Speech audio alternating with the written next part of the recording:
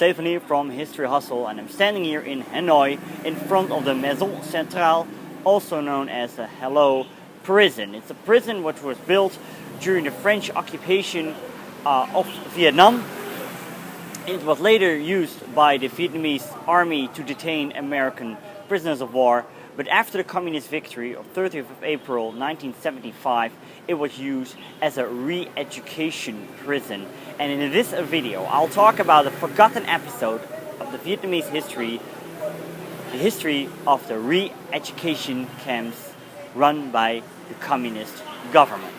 So after the communist takeover, 30th of April 1975, with the capture of Saigon, countless South Vietnamese who were suspected of pro-American sympathies, think of army officials, workers for the government, teachers, writers, or just simply people who were suspected of anti-communist sympathies, were sent to re-education camps. The goal of the communist government was to allow them to live in the new society, but in order to do so, they had to attend to communist lectures and perform constructive physical labor. Depending how dangerous the communist government thought they were for the new society, their punishment for re-education varied. Some of them were detained in study centers, where they had to endure communist indoctrination.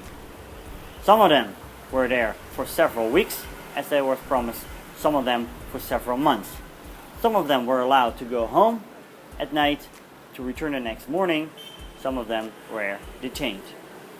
But the severely dangerous elements, as they were called, were put into re-education camps. There they had to endure harsh labor. They had to work on plantations, but also perform dangerous work as clearing minefields. There was lack of food and medicines.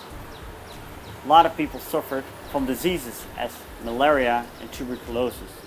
And those who didn't perform well got punished severely. From 1980, there were visitor regulations where family members of the detained could visit their relative. And with the reform policies of 1986, many camps were closed and their prisoners released.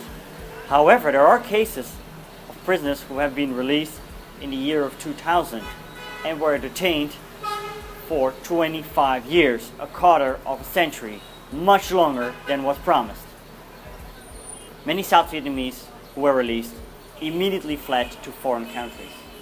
An estimation of 1 million people were detained in these Vietnamese re-education camps. 165,000 of them did not survive this.